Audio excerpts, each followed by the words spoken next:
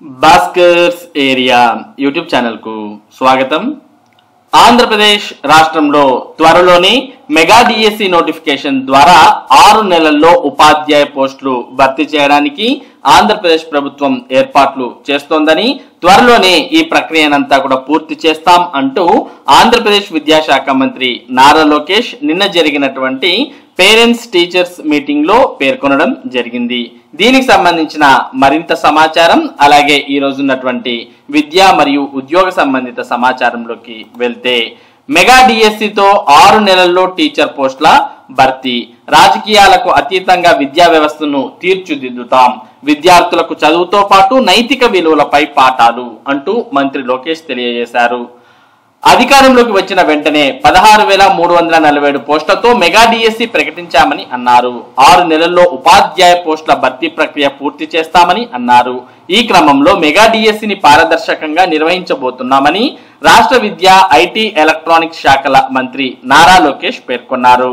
Mega parents teachers meeting చూస్తుంటే సంక్రాంతి పండగ ముందే వచ్చినట్టుగా ఉందని మంత్రి లోకేష్ అన్నారు. మెగా పేరెంట్స్ టీచర్స్ మీటింగ్ లో భాగంగా బాపట్ల మున్సిపల్ హై స్కూల్లో జరిగిన కార్యక్రమానికి రాష్ట్ర విద్యా, ఐటీ, ఎలక్ట్రానిక్స్ శాఖల మంత్రి లోకేష్ హాజరయ్యారు. ఈ సందర్భంగా ఆయన మాట్లాడుతూ, విద్యార్థులను చూసిన తర్వాత తనకు తన స్కూల్ డేస్ గుర్తుకు వచ్చాయని అన్నారు. చిన్నప్పుడే తన స్కూల్లో పేరెంట్స్ టీచర్స్ మీటింగ్ జరిగితే తన అమ్మ వచ్చేవారని అన్నారు. అప్పటికే తన తండ్రి రాష్ట్రానికే టీచర్ కాబట్టి తన స్కూల్ కి రావడానికి ఆయనకి టైం ఉండేది కాదని అన్నారు. పిల్లల్లో తనకి దేవుడు కనిపిస్తున్నాడని అన్నారు. జాతిపిత మహాత్మా గాంధీజీ చెప్పినట్లు విద్య ద్వారానే సామాజిక మార్పు సాధ్యమవుతుందని అన్నారు. మెగా పీటీఎం ద్వారా బలమైన బంధం. మెగా పీటీఎం అనగా పేరెంట్ టీచర్స్ మీటింగ్ ద్వారా ప్రభుత్వ పాఠశాలలు, టీచర్లు, విద్యార్థులు, తల్లిదండ్రుల మధ్య బంధం బలపడుతుందని, ఒక వ్యవస్థ బాగుపడాలంటే అందులో అందరూ భాగస్వామ్యం కావాలని అన్నారు. విద్యా వ్యవస్థ ఆదర్శంగా ఉండాలంటే సమాజ భాగస్వామ్యం తప్పనిసరి అని సీఎం చెప్పారని అన్నారు. ముఖ్యమంత్రి ఆదేశాలు, సూచనలతో బడి భవిష్యత్తు కోసం చదివే పిల్లలు, వారి తల్లిదండ్రులు, చదువు చెప్పే ఉపాధ్యాయులు, గైడ్ చేసే హెడ్ మాస్టర్లు, పాఠశాల యాజమాన్య కమిటీలు, దాతలు, పూర్వ విద్యార్థులు, స్వచ్ఛంద సంస్థలు కలిసి పనిచేయాల్సిన అవసరం ఉందని అన్నారు. ఇదే లక్ష్యంతో తల్లిదండ్రులు, ఉపాధ్యాయులు సమావేశం రాష్ట్రమంతా ఒకే రోజున పండగ వాతావరణంలో నిర్వహించుకుంటున్నామని అన్నారు. కూటమి ప్రభుత్వానికి రంగుల పిచ్చి లేదు. చంద్రబాబు నేతృత్వంలో కూటమి ప్రభుత్వానికి రంగులు, ఫోటోలు పిచ్చి లేదని అన్నారు. తాను మంత్రి అయిన వెంటనే ఫోటోలు, రంగులు తీసేయమని ఆదేశాలు జారీ చేశానని అన్నారు. స్కూల్స్ లో ఒక పక్క జాబ్ మేళాలు తప్ప ఇతర ఏ కార్యక్రమాలు నిర్వహించకూడదని నిర్ణయం తీసుకున్నారు. రాజకీయ కార్యక్రమాలకు పిల్లల్ని తీసుకుని వెళ్లకూడదు అని స్ట్రిక్ట్ గా చెప్పానని అన్నారు. విద్యార్థులకు స్ఫూర్తి కలిగించేలా, మన చరిత్రను, సంస్కృతిని గుర్తు చేసేలా విద్యారంగంలో విశేష సేవలు అందించిన వ్యక్తుల పేర్లను ప్రభుత్వ పథకాలకు పెట్టి వాటిని సమర్థవంతంగా ముందుకు తీసుకెళ్తుందని అన్నారు. 1 నుండి 12వ తరగతి వరకు చదువుతున్న విద్యార్థులకు 944 కోట్లతో ఉచితంగా సర్వేపల్లి రాధాకృష్ణన్ విద్యార్థి మిత్ర స్టూడెంట్ కిట్స్ పంపిణీ చేశామని అన్నారు. డొక్కా సీతమ్మ మధ్యాహ్న బడి భోజన పథకం కింద లక్షలాది మంది విద్యార్థులకు రుచికరమైన, నాణ్యమైన, ఆయా ప్రాంతాల ఆహార అలవాట్లను గౌరవిస్తూ పౌష్టికాహారం అందిస్తున్నామని అన్నారు. బోధనేతర పని భారాన్ని తొలగించాం. ఉపాధ్యాయులు చదువు మాత్రమే చెప్పాలని, మరుగుదొడ్లు, భోజనం ఫోటోలు తీయడం వారి బాధ్యత కాదని, దీనిపై ఇప్పటికే ఆదేశాలు ఇచ్చామని అన్నారు. రాష్ట్రంలో టీచర్లు చదువు మాత్రమే చెప్పాలని అన్నారు. ఇతర పనులు, పనికిమాలిన యాప్స్ తొలగించాలని నిర్ణయం తీసుకున్నామని అన్నారు.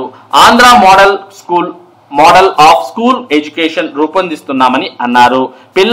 పిడుగులను తయారు చేసే బాధ్యత నాది. కేజీ టు పీజీ కరికులం మారుస్తున్నామని అన్నారు. చదువుతో పాటు నైతిక విలువలు చాలా ముఖ్యమని అన్నారు. మొత్తానికి ఆంధ్రప్రదేశ్ రాష్ట్రంలో అయితే మరి మెగా డిఎస్సి నోటిఫికేషన్ ద్వారా రాబోయే 6 నెలల్లో 16,347 పోస్టులను భర్తీ చేయబోతున్నట్లు పేర్కొన్నారు. మరి మనందరికీ తెలుసు, మెగా డిఎస్సి నోటిఫికేషన్ అనేది ఎస్సీ వర్గీకరణ కారణంగా వాయిదా పడ్డ విషయం మనందరికి కూడా తెలిసిందే. మరి ఎస్సీ వర్గీకరణకు సంబంధించినటువంటి నివేదిక ప్రభుత్వానికి అందిన వెంటనే మరి త్వరితగతిన దాదాపు 2 నెలల్లో మరి డిఎస్సి ప్రక్రియనంతా కూడా పూర్తి చేసే విధంగా మరి ప్రభుత్వం కార్యాచరణ రూపొందించింది. రూపొందించుకుంది. దానికి తగ్గట్టుగానే ఇప్పటికే మెగా డిఎస్సికి సంబంధించినటువంటి సిలబస్ ను కూడా మరి ఏపీ డిఎస్సి వెబ్సైట్ లో విడుదల చేయడం జరిగింది. దానికి అనుగుణంగానే అంటే ఆ సిలబస్ ను మరి అనుసరిస్తూ అభ్యర్థులంతా కూడా మెగా డిఎస్సికి ప్రస్తుతం సన్నద్ధం అవుతున్న విషయం మనందరికి కూడా తెలిసిందే. ఇక మరోపక్క కడప జిల్లాలో AP deputy CM Pawan Kalyan గారు మరి పేరెంట్స్ టీచర్ మీటింగ్ కు హాజరయ్యారు. అక్కడ మరి వారు టీచర్లను ఉద్దేశించి మాట్లాడుతూ టీచర్లకు ఎక్కువ జీతాలు ఉండాలి, అలా అయితేనే మరి సమాజంలో ఉత్తమమైనటువంటి పౌరులు తయారవుతారు అంటూ పేర్కొనడానికి ఇక్కడ మనం చూస్తూ ఉన్నాం. ఉపాధ్యాయులే నిజమైన హీరోలు, పార్టీలు మారినా పథకాలు మారకుండా ప్రభుత్వం చర్యలు తీసుకుంటుంది, తల్లిదండ్రులు టీచర్ల మధ్య సమన్వయం పెరగాలి, కడప తాగునీటి కష్టాలు తీరుస్తాం, వంటశాల నవీకరణకు సొంత ట్రస్ట్ నుంచి నిధులు, కడపలో మెగా పేరెంట్స్ టీచర్స్ మీటింగ్ లో డిప్యూటీ సీఎం పవన్ కళ్యాణ్, విద్యార్థులతో సహపంక్తి భోజనం, టీచర్లకు ఎక్కువ జీతాలు ఉండాలి.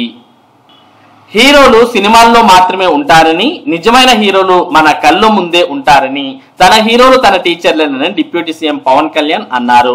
జాతీయ స్థాయిలో కడప మున్సిపల్ స్కూల్ విద్యార్థికి బ్రాంజ్ మెడల్ గెలిచే స్థాయికి తీసుకెళ్లిన టీచర్ నిజమైన హీరో అని అన్నారు.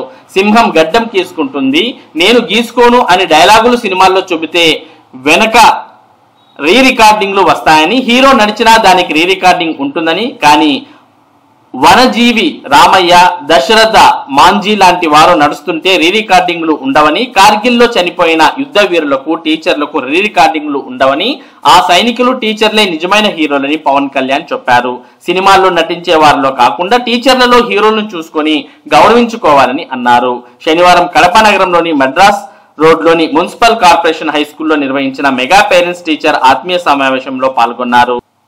ఈ సందర్భంగా పవన్ కళ్యాణ్ మాట్లాడుతూ విద్యార్థుల భవిష్యత్తును ముందుకు తీసుకెళ్లడమే లక్ష్యంగా ముఖ్యమంత్రి చంద్రబాబు నాయుడు, విద్యాశాఖ మంత్రి లోకేష్ ఆధ్వర్యంలో మెగా టీచర్స్ పేరెంట్స్ మీటింగ్ ఏర్పాటు చేసినట్లు తెలిపారు.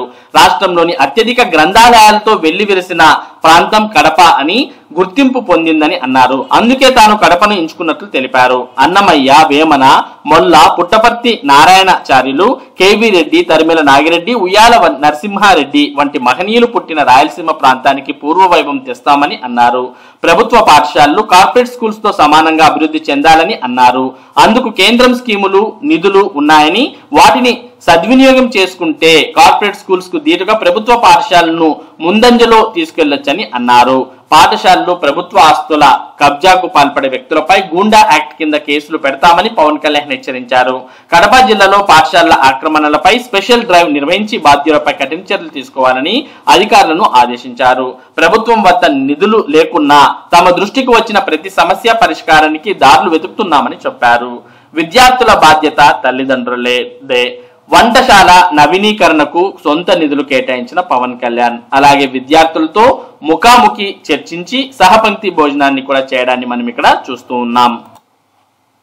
ఇక మరోపక్క విద్యా వ్యవస్థలో సమూల మార్పులు తెస్తాం అంటూ పేరెంట్స్ టీచర్ సమావేశంలో సీఎం చంద్రబాబు కూడా ప్రసంగించారు. పేరెంట్స్ టీచర్ సమావేశంలో ముఖ్యమంత్రి చంద్రబాబు ఏటా డిసెంబర్ 7న మెగా ఈవెంట్ నిర్వహిస్తాం, అన్ని రంగాల్లో విద్యార్థులను తీర్చిదిద్దుతాం, మెగా డిఎస్సి ద్వారా 6 నెలల్లో టీచర్ పోస్టుల భర్తీ పూర్తి చేస్తాం అంటూ పేర్కొన్నారు.